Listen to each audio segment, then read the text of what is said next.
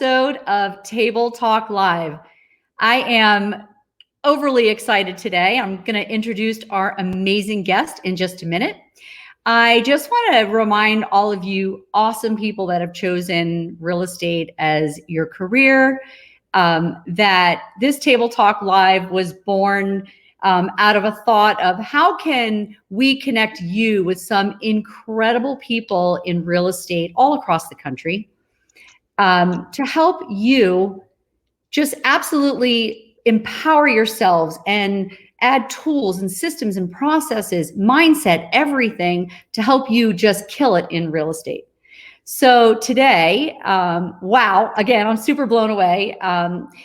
Someone who I consider a dear friend and possibly the North Star of real estate is the one and only. It is like a North Star, and that is the Kris Lindahl. Kris is out of the Minnesota area. Get ready for these numbers. He will do this year north of 2,000 transactions. I'm guessing far north. And here's a really cool thing. They have 120 people in their organization, but they're going to grow to 200 this year, which means 80 spots are open if you want to kill it in your real estate career. So they are hiring. He is a marketing badass, a marketing guru. My favorite thing about you, Kris, is he started the Be Generous movement.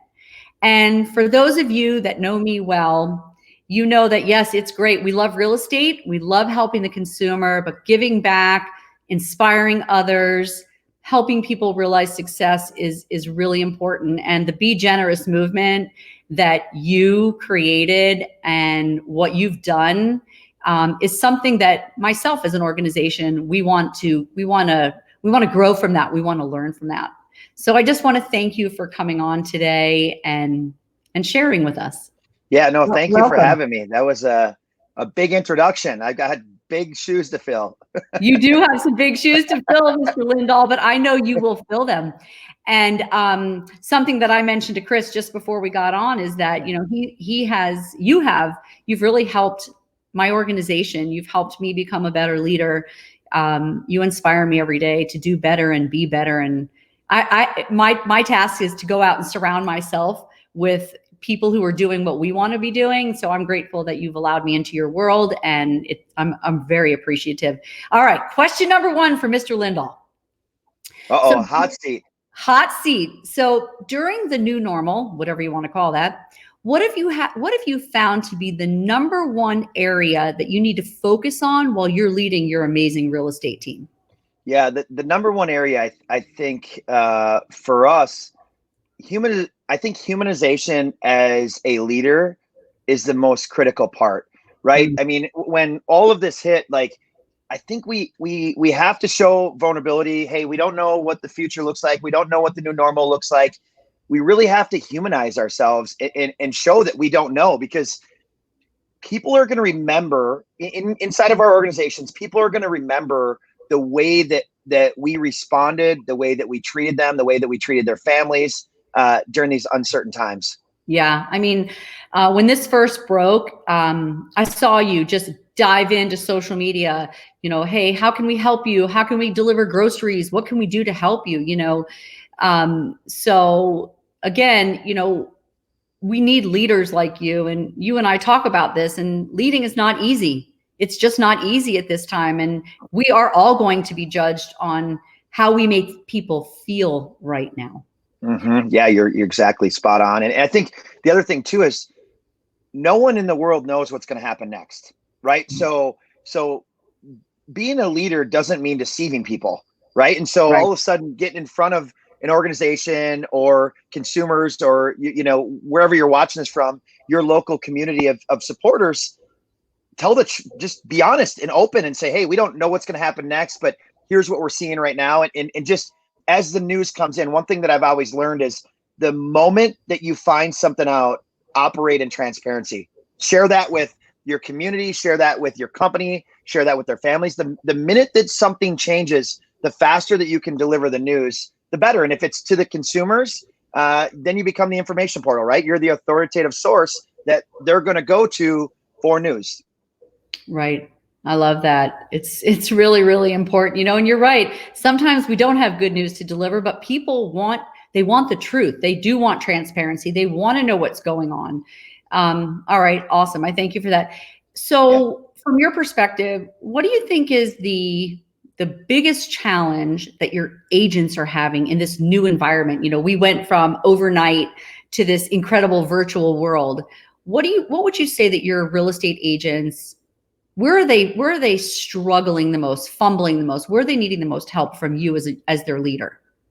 Yeah. So what we're focused on right now is we know that innovation has been expedited by years because of this process. People that weren't super comfortable with computers or apps or things like that have now had to opt into that and are now requesting showings, information. All of that information is being requested online. The number one area where we are focused right now and where we are supporting our company in a way that we never have before is speed. Is how fast consumers want to get out to see homes. It's really quick. And it's just been expedited because so many people have so much more time at home that real estate searches in our area are at an all-time high. And it's really easy to click a button, schedule a tour. I want to see that home. And what happened here is because, the school district season of, 2019 to 20, which typically ends in May or June, depending on the district. A lot of people that have families, whether that's kids or grandkids, would usually wait until the school year is finished to start buying and selling real estate. But now that in Minnesota and Wisconsin, now that they've come out and said everything is going to be virtual for the rest of the year, we've seen a huge spike in activity because you can move to a different area and still virtually complete school wherever that may be. The proximity, right? The boundaries have been removed. So the proximity to where that school was the district that they may have lived in is no longer important over the next few months. Now, obviously, when they go back to school, if that's next fall or whenever that may be, obviously proximity to schools when they physically open again will be critical. But in the meantime, for people that were waiting for the school season to end to get into real estate, whether that's to buy or to sell, it's been expedited. And in our area, our spring market just became virtual, so it's still really strong. And now you add in the school district part of it, it's super fast. And so we have the opposite problem of most real estate companies in our area, where we are so busy. And I think so much of it's a mindset too. And if you want to be slow, if you want to put your head in the sand, if you want to wait for the storm to pass by, the storm's going to take you out, right? The storm's going to take you out. And I've seen that happen from when I got in 2009. And I've just watched the consumer, and fortunately, and your company's a lot like ours, Lori, in the sense that we built a company in a different way with technology and speed, but now the speed is faster than even what we have built. So we're actually hiring a significant amount of people right now to support our agents so that they can provide a more expedited service to the consumer, because that's what they want. Oh my gosh, I love that. I love it. So speaking of mindset, just want to roll the tape back for a minute. So when this whole thing happened and we all had to pivot our businesses in 24 to 72 hours, we both, we took big organizations and we sent them home. We put new systems in place, new process in place. And the first 2 weeks, pretty much like my feet were legit in quicksand. I was a little bit stuck. And I remember speaking to you and you telling me, listen, we're going to make this go fast. We're going to come up with systems and solutions. And I called you back about 2 weeks later and I said, how's it going? And you said, it's going amazing. We're killing it. And I said, what changed? And you said, mindset. Yeah. I want you to know that in that conversation, I took the same message back to my organization that obviously you had given to yours, and we completely turned that ship around. So when you take agents that are used to meeting clients at properties, doing in-house listing appointments, everything the way we used to do it prior to COVID, Was there something in particular that you said to your agents or you inspired your agents that we could share with whoever's watching that got them moving again? Because you and I both know that transactions are happening. I mean, we're literally outpacing the market. Yeah. So what could you share with our audience that might help these agents that are stuck, that want to get moving? We need them to understand that real estate's still moving forward. Yeah, great question. There's a lot there. You know, when all the uncertainty hit, and that was the day with the Tom Hanks and the NCAA and NBA. That was the day where everything changed for so many, but no one really knew what was changing, right? Other than we knew that it was going to look different. So I jumped on a video right away with my company and just said, hey, things are going to look a lot different. We ordered, a significant amount of 3D cameras, and we hired more photographers, knowing that we were going to have to provide a different service for the consumer. And the thing that I would challenge everyone that's watching or is going to listen, whether that's live or later, is watch the data, watch what's happening, right? Go into your analytics, watch the Google trends, watch what's actually happening. I think too often what happens in most industries in the world is that when you shut down, you assume the consumer shut down too, and that's not the case, right? And so we should do the reverse. Maybe at the beginning we were a little fearful or we were uncertain of what was going on, but that doesn't mean that every consumer is. And so when I started looking at the data a few days after, I said, hey, we're going to figure this out. I don't know exactly what it is yet. I realized that the consumer actually didn't stop. The consumer didn't stop. The only ones that were stopping were the real estate companies. Like the consumers weren't. And so a great example, agent in our company, she actually shared. So the minute that happened, we now do Zoom meetings for an hour and a half, 2 hours every morning. We come up with, what are we hearing? What are we seeing? We're just all together learning. And an agent shared with me something super interesting. So we had someone that registered on our website. And when this person registered on our website, she scheduled the showing, I think 2 days out. So she wanted to see it 48 hours from when she filled out the form on our website. And what was interesting is our agent said, well, that property isn't going to be available. We can go this evening. And so it worked out. They went and saw the home at 8:15 last night. So they went and saw the home at 8:15 last night. The consumer shared with our agent that they reached out to another agent at 2:00 and still hadn't had a response. As of today, still no response. Wow. So, but that's the world that we're going to live in. And so when you look at everything else, and I said this a couple months ago at a live event our biggest competition is the experience that the consumer is getting everywhere else in the world. And you're seeing it right now, right? Like with everyone at home, we're all trained. We used what we wanted, our expectations 6 months ago, where we were trained for same day. Yeah. Now we're trained for like 2 hour, 1 hour delivery of things, right? Yeah. Everything's coming cars are now, now you see local dealerships that are now following sort of the Carvana, footsteps of like, hey, we're just going to grab your trade in. We're going to deliver your car to your home. Of course. Everything is changing that way. And the good news is for companies that are structured like ours is we can control that consumer experience. Traditional real estate companies that are dependent on their realtor to create the experience on their own and provide, all the tools and systems and customer service are really in trouble. And those are the companies that have froze because you look at their company and you look at the foundation of their company that was built in the 70s, the 80s, in a completely different landscape where there were MLS books and, there were fax machines along the way, car phones, all these things, that changing things to this speed is so difficult. And I realize that, our agents and everyone in the world today, we all have commitments that are personal outside of our professional world. Right. And so our responsibility as a company, how can we provide solutions to our agents where they can still have a personal life, but they also can thrive in their professional as well? Mm-hmm. And that's our obligation as business owners, is how do we create that structure where we can provide the consumer with a lightning fast experience and still maintain that high quality, and then also still stay focused on our agents and their families and the time that they have personally as well.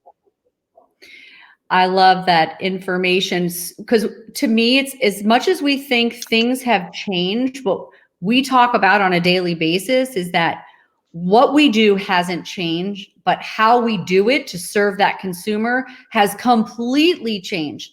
But Kris, what I love about this, and I hope agents are hearing this, is that I believe agents have more control on the outcome than they ever have in real estate.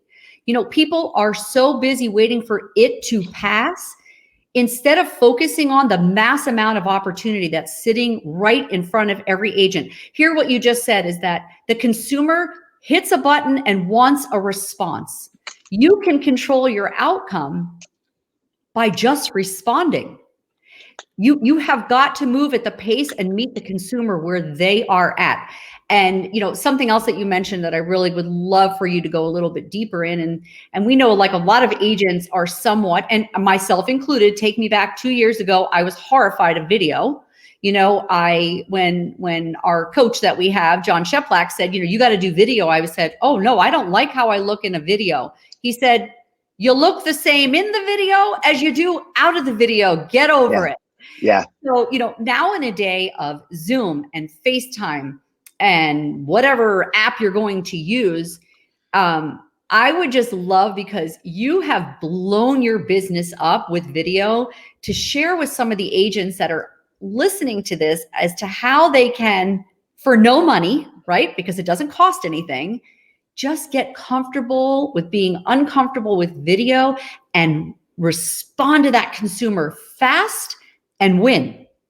Yeah. That's so when we have a consumer that registers with us to see a property or to sell a home, we deliver a video from our licensed ISAs. And so if you're outside of real estate, licensed ISAs take the inbound opportunities because we know the consumer wants fast. So inside of 5 minutes, we handle that call.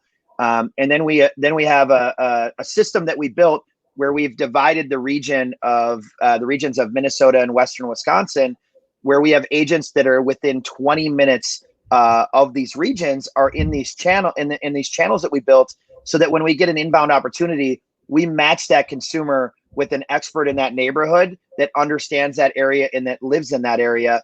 And then what happens is our licensed ISA delivers a video message to the consumer. And then 5 minutes later, our agent delivers a video to that consumer as well. So they get 2 videos within 10 minutes. So can I interrupt you for a minute? Yeah. What do you say to the real estate agent? Because this is the bulk of them that are not comfortable and afraid and will not do video. It's not going to be an option, right? So it's not my decision. It's not your decision, Lori. It's the consumers, right? Especially where, I mean, physical showings have dropped and they'll probably stay that way, right? There's going to be way more that they're going to do online, and they're going to look at a lot less in person. I mean, that is the future, right? So showings are going to continue to stay lower. That having a consumer get comfortable with you, understand you, connect with you, all the consumer knows is when they click on something, they know you as a contact form or a button. That's it. Right. That's what they know. We humanize ourselves. Yes. And so when someone shows up on video in front of them, it makes them feel a lot more comfortable that, like, hey, there's actually a human that cares, that's actually going to go to work and make sure that they represent my best interests. Yes, I'm so happy, because I know how good you are with video, and you know how stuck a lot of us can be, including myself. Take me a little further back. Now, you know, turn the video on and just let it ride. Yeah. Okay, so let me just hop on, if I could, to another question that I feel is going to help so many people moving forward, what I consider somewhat of a new norm. And that is, so Kris, what would you say you guys as an organization have implemented post COVID-19 that you will continue to keep within your business? What are you guys doing now that you weren't doing then, that you're going to just make a very important part of the Kris Lindahl organization? So there are a lot of things that we've done over Yes, over the past couple of weeks. It feels like a lot. Connectivity, I would say, like, so as a whole, we've really connected really well, and that's a testament to everyone in our organization. And I mean, we've had people that are 1,000% committed, whereas it makes it easier to not have to go physically somewhere where you can just click a button and you can jump on a meeting and connect with the entire KLRE community. So that's one thing. The other one, there's a couple other that are super important. Obviously, 3D tours, video tours, like we're going to do that. But another thing that we're going to implement is we're going to allow consumers to see homes virtually, right? So we'll go to a home and we'll connect through our video software, and we'll allow them to jump on from the comfort of their home and watch and decide what they want to see. And now, I'm not suggesting that video tours are going to replace physical tours. Things such as smell, location, things that you can't do, the senses that you can't get through video. Correct. But it will make it more efficient. It's not going to replace it, but it'll make it more efficient. Right. And what I found is people that have sold a lot of real estate, they're like, there's no way that I would buy a home without seeing it. But when you look at the world, there are so many things that we are doing right now without looking at it. I mean, grocery store is a prime example. I mean, we don't look at the fruit before we buy it. We click a button and then we rely on a shopper or someone to gather that fruit and deliver it to our house. See, when I hear you say that, it just reminds me of again, agents who feel stuck. I want them to know that this is massive opportunity. Imagine, Kris, that now that consumer can spend whatever it is, a day, a couple hours, and they are going to narrow it down to probably one property. So real estate agents, from me, the day of seeing 5, 10, 15 properties, this virtual environment is going to, I think it lowers all the boundaries. Yeah, it does. You're right. The agent can become more laser focused. I want everyone to see that this is not, listen, initially it's tough. But once you get going and you find your new way, I believe that there's so much opportunity, especially for that entrepreneurial thinking real estate agent. So I love that, like some of the things that you guys are doing are things that we're trying to adapt. Yes. But yeah, the interesting thing that I've seen throughout real estate is it's so amazing to me how many real estate agents and brokers have this mindset of like, oh, this is real estate, it's different. Right. This is, and I've heard that from so many different scenarios. Just like someone watching right now, like, how does picking out fruit relate to buying a house? It's a way different, value. It's a way different purchasing decision. But but it's interesting because every industry right now is after the same thing for the first time in our history: speed and experience. Every industry, they're all trying to figure out, how do we make a better app experience? How do we make a better purchase experience? Right. How do we make a better delivery experience? Everyone is after the same things because that's the direction that the consumer is going for everything that they do. And so that's what we're after, and it's hard. It's really hard. The good news is that in a traditional real estate world, I don't believe that a traditional brokerage setup can ever do it, right? Having the support system and having the different departments to support agents is going to be super difficult to execute on. But with that, here's what I struggle to wrap my mind around.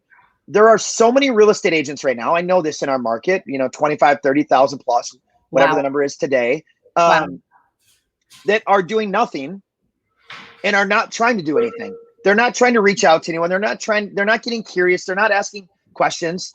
They are sitting in neutral, in a lot of cases in their brokerage with leaders that are not guiding them, that don't have a structure to help them.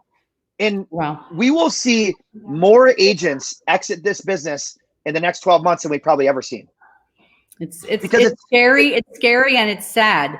And Kris, this is one of the reasons why I wanted so bad for you to come on Table Talk Live with me, is because I believe in a lot of these solutions that you are using. And we're hearing this every day, 30%, 50%. It doesn't have to be that way.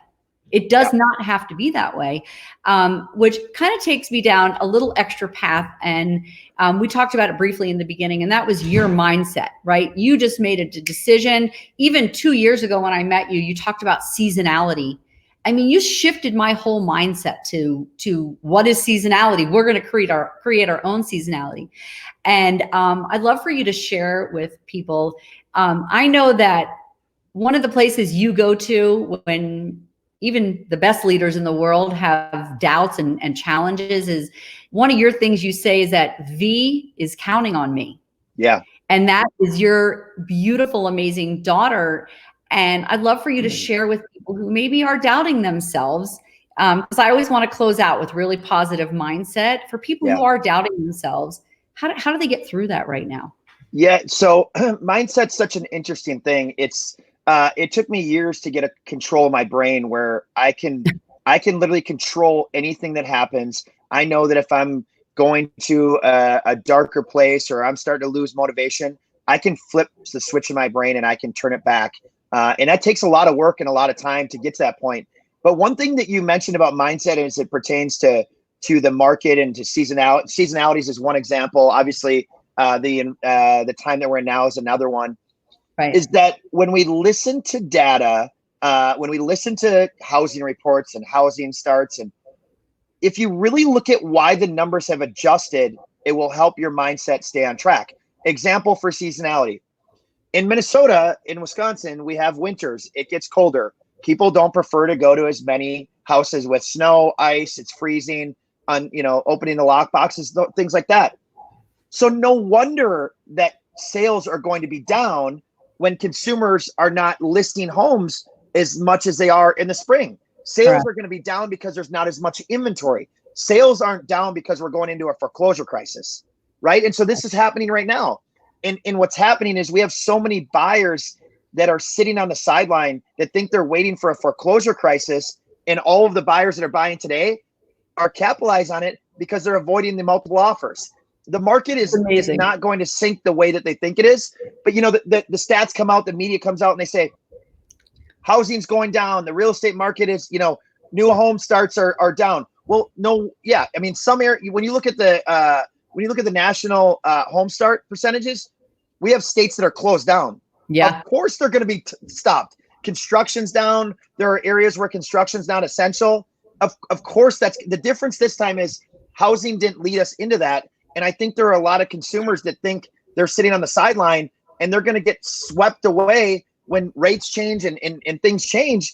And that's the thing about mindset that I learned a long time ago is don't just listen to the commercial, dig deeper and actually do research on what's happening. Our sales down in our area right now, they're down a little bit. The reason why they're down is because people hit the pause button on listing their home. The market's not down because buyers aren't buying. We have more demand. We have more demand than we do inventory. But now what's going to happen next is we're going to have all of these sellers that decide whether that's today, this week, a month, whenever they decide that we're through these uncertain times, they're all going to come on the market at the same time. So we're going to have this huge surplus of inventory, right? And so supply and demand economics, you'll have more supply than you will demand, and most homeowners will get less.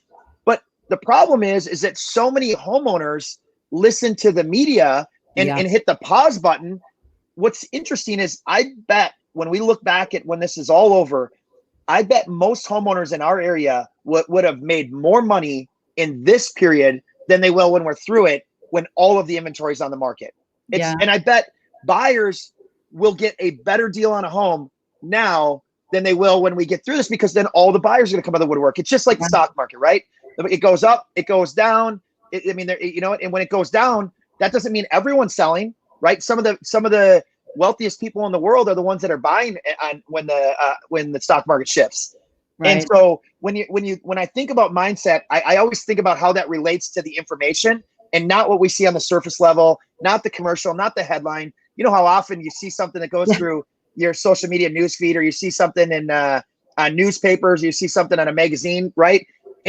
Whatever you see as the cover is not, when you actually read it, it's not the same thing. Mm-hmm. And so we can get in a mindset shift where we start seeing headlines and we start communicating that to the consumers instead of educating them on what the factual things are that are happening.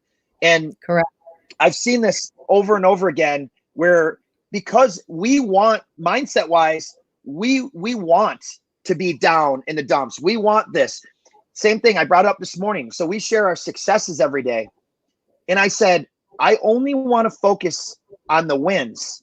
I don't want to focus on where we fell short, because even if we fell short, there are wins in that, right? That's right. But you notice in human behavior, including myself, we want to say why we didn't do something or why we missed something, or like, oh, I fell short here, but I did this. let's remove the negative piece of it, and let's just talk about the positive one. I had an agent that sent me a video right after our meeting this morning. And he said, thank you for sharing that piece this morning. He goes, I want to tell you about my weekend. He said, my follow-up was not good. My follow-up was not good. But what I realized, my follow-up was so good in weeks past that I had 20 showings with 5 different clients this weekend. So that's why my follow-up wasn't great. So this is a prime example of that. So he says in the meeting, he says, hey, you know what? I fell short. My follow-up wasn't good. But the silver lining is, actually, no, you did great. You were out with 5 different clients because of all the hard work that you did, right? And so, and that's the piece that we're really trying to communicate within our organization right now, is that there are wins in everything, but as human beings, we always focus on the negativity. We're addicted to the drama everywhere, right? I mean, you look at the news feed, we want to read every day what's going on with COVID-19. We want to watch the news. We want to watch that news. We want to do this. We want to comment that. And we're caught up in all of these things that it distracts us. And so this morning I brought that up, and he shared a video with me, and he said, you know what? I had one of the best weekends I've had, but I was focused on what I didn't do rather than what I did do. And it's just such and those are all these are little things that so many people watching could take from that little thing of just focus on the things you did well, even if it's not amazing, like anything that you're doing, because that mindset, it controls your brain. If you're out looking at things at a 360 view of things that you did wrong, like you keep going to a darker place instead of like, hey, where did I win? What did I do? And these things can be small, right? And you just keep getting them. They get a little bit bigger, a little bit bigger. All of a sudden you start getting that momentum, you win. And it's, I love it. I love it. Yeah. And just another Kris Lindahl thing that I'll have to add to my morning meetings, I love that, is let's talk about our wins and our success. And again, something that our coach teaches us, and that's to the small wins will gain a lot of momentum. And I just love that. So Kris, you're awesome. Thank you. I appreciate that. What I just said there is so hard to do. I know. Even for myself, right? I hear when you ask someone like, hey, how was your day? They want to tell you about what went wrong, not what went right. Yep. Right. Yep. So it's like, oh, well, no, I'm dealing with this. I'm homeschooling the kids, and it's a struggle, and it's this and it's that. And now we're doing sports from home, and we're doing this. We all want to talk about the things that aren't going right rather than the things that are going right. But I would say everyone listening, if you can just start actively listening to yourself and everyone around you and give them some constructive feedback, I would recommend asking permission first, because you don't want to upset someone if they're not open to it. But ask them for permission if you could give them some feedback. It's so interesting how many of us, like, we hear wins and we say losses. It's amazing. It's like retraining a muscle to do something you want it to do, right? Yeah, so exactly. Absolutely. I'm implementing that right away. Trust me when I tell you. So is there anything you want to leave this awesome group of people that are just chomping at the bit listening to the Kris Lindahl? Anything else you want to leave everybody with? Yeah, this is the greatest opportunity in history. And it's going to pass most people by. I started in 2009, a lot of bank mediated sales, foreclosures and short sales. And it was super tough. When we talk about mindset, you're meeting homeowners that were struggling. They were facing divorce, death, bankruptcy, job loss, so many different things. And right now we have some people that are furloughed, and we have some tough conversations that we have to have. We need to show up in a positive way as leaders for them. And they reached out to us because they want leadership. And I think that's such a big thing when we really think about it. What happens when we talk about mindset, we get in our own way and we feel uneasy about the conversation and about the world that they're living in. Right. Imagine what we're doing to them by not having those tough conversations. Right. And we get in our own way so often that we're like, oh, we don't want to ask that, or we don't want to say that, or we're going to make an assumption that that's that way or this way. And we don't ask any questions at all. And it's the thing that we've been working on the most in our company is like, we have to ask 3, 4, 5 layers deep. We have to get to the truth. And sometimes consumers don't want to tell us, but if we're going to guide them on one of the most significant investments of their life, we actually need to know what's going on. And we owe Oh them yeah. confidentiality, you know, and in real estate, such an interesting thing. There are very few realtors that I've ever met that communicate to their clients that they owe them confidentiality. And so then the consumers don't feel comfortable to share because they have no idea that their conversations are treated confidential. Just little things Wow. like that, especially right now where things are tough, right? Things are difficult for some, not for all, but for But some, they're really difficult. what a wonderful conversation to have with your consumer. Wow. I hope everyone wrote that down because that's critical. And it, like you said, you got to go 3 deep, 4 deep, 5 deep. You got to get to the truth to figure out why and what and why it matters to them. Let me share this with you. This is right up that Share. alley, and it's what we've been talking about for the last 2 weeks. There are really two types of people, and especially this is so true in real estate. You have an assistant mindset and you have a leadership mindset. And I'll give you an example of both. So an assistant mindset is someone reaches out to see a home, or someone asks for a real estate question, and agent replies and goes, "When would be a great time to see that home?" Right. That's an assistant type. We'll use that example for both. When, Yeah. you know, when would you like to see that home? Total assistant, which is for most people, that's their natural state, right? We are nurturers. We want to take care of people. Like that's what it is. Leadership mindset to that same question. That property won't be here tomorrow based on inventory levels in demand. We need to go today. Is 6 o'clock or 8 o'clock available this evening? Total different mindset Wow. than assistant, because the assistant mindset in the world that we live in today is going to get run over by the consumer. And guess what? That nurture that you're doing to that consumer, they're never going to work with you because your mindset is causing them to lose out on opportunity. Wow. So maybe that's a great question for everybody watching that's in production is, are you an assistant? Do you have an assistant mindset or do you have a leadership mindset? And I it's love it. hard. I It's another definitely word have hard to leadership read. mindset. Yes, that's good. It's hard to rewire too. It's really hard. Yeah. And one thing that we did is we started going through all of our communication with our consumers, and we had our agents start looking at what mindset they were in their conversation, right? So looking back through their CRM, through texts, emails, phone calls, like, was this a leadership or was this an assistant mindset? You'd be mind blown how much of the world is in an assistant mindset most always. Wow. And so it's and what I said is you have to remember the consumer clicked on our website, they saw our marketing, they want real estate services from our company. By us not showing up, we are neglecting them. They want leadership more than ever before. Yeah. And the second part to that is they want calm leadership. They don't want erratic leadership. They don't want to get hyped up and excited. They want someone that's a calming effect that's going to lead them and show them what the next steps are. One thing that we've learned in consumers, if they haven't done this for 10, 15, 20 years, or maybe never before, they have no idea what the next steps are. Right. They have no idea. And so when we ask them, hey, we ask them assistant mindset type questions, they actually don't even know how to answer them. And the answers that we're getting from them are not accurate because they don't have the education. Wow. Well, Kris Lindahl, listen, this is exactly why Table Talk was born. It's because just think about the agents that are watching. If they just do that, right? That one little teeny little shift in their business can not only serve the consumer, but help them stay in real estate and continue to grow their business. I mean, I could sit on here with you all day. I don't even know how to say thank you enough.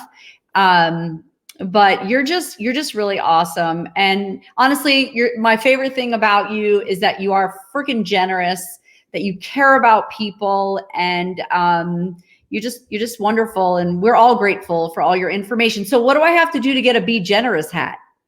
Go to begenerousproject.org.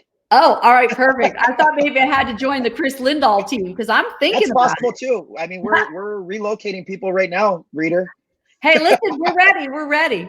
But I thank you. I thank you from my heart to yours, my friend. You are a gracious human being, and I'm just so thankful that you're willing to come on and share. And I hope you have an amazing rest of your day. No, I appreciate it. Thank you so much, and thank you to everyone that I saw so many comments, and I'm sure they're liking and hearting everything. And thanks for putting this all together. I love your Stronger Together hashtag. We love our community. Super smart, and it's a great leadership thing to do for your community. Aw, Kris. All right, my friend. I'll see you on the other side. Sounds good. Thank you.